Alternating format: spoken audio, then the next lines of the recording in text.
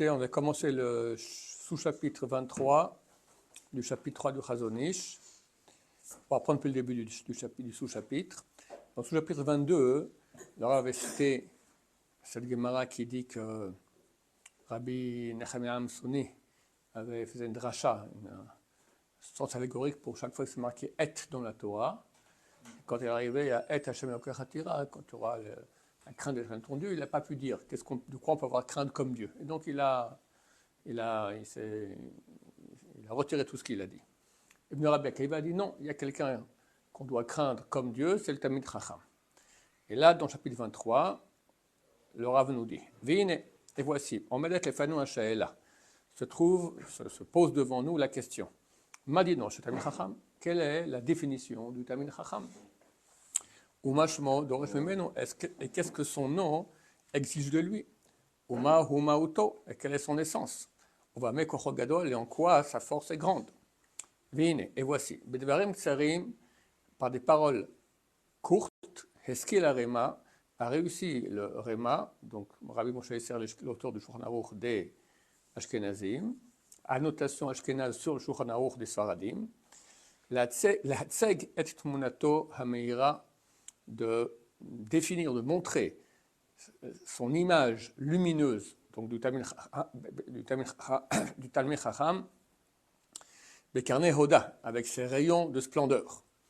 Vezé le Shonosham, et c'est la citation de ce qu'il écrit là-bas. Donc Yoredea, chapitre 243. C'est les lois relatives au kavod qu'on doit faire à Talmid Chacham.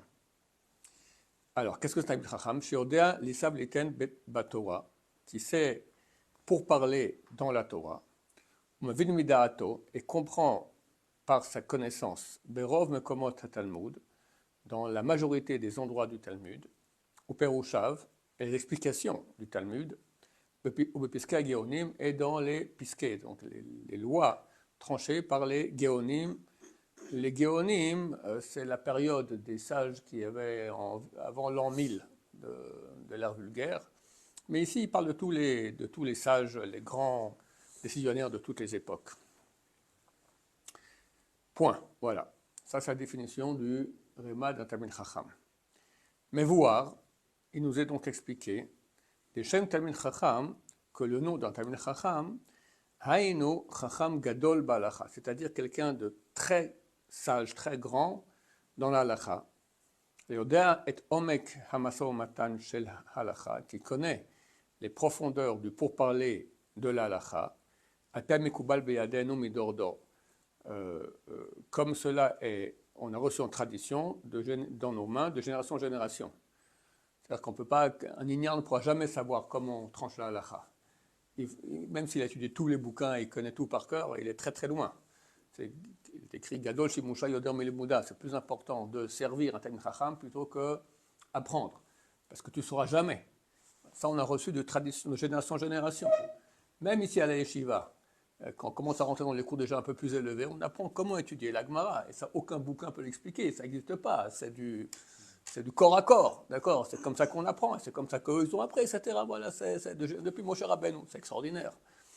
Et encore plus pour fixer la halakha. Ça, il faut fréquenter des poskim, etc. et savoir juger qu'est-ce qui est accessoire, qu'est-ce qui est essentiel, et qui, quoi, comment, qui a dit quoi, qu'est-ce qu'on propose, qu'est-ce qu'on... C'est une Torah entière, d'accord, une Bible entière. Et donc, il n'y a aucun écrit, aucun internet, aucune vidéo qui explique cela. Il n'y a pas de méthode assimile pour savoir soit il faut c'est qu'on dit leçon, d'accord, ça n'existe pas.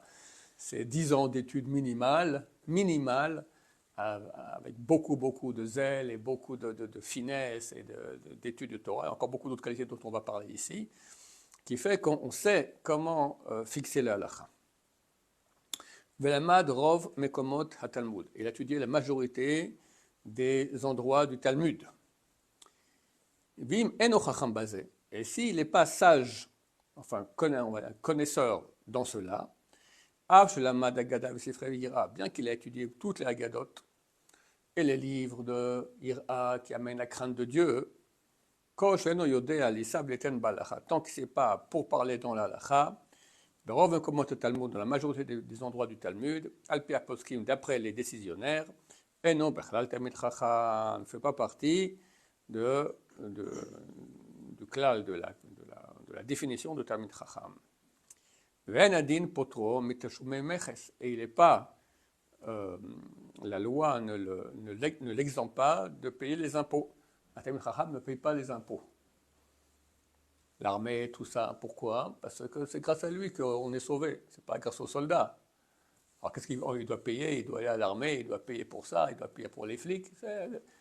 Si un Talmid Chacham, il n'y a pas de voleur, il n'y a pas d'enfant-tout, il n'y a pas besoin. Lui-même amène beaucoup plus de biens que toutes les choses pour lesquelles on veut qu'il paye. Donc d'après la loi, il est exempt de payer les impôts. Ces impôts, en tout cas, les impôts de l'Arnona qui concernent la sécurité de la ville, etc. Mais pour avoir cette exemptation,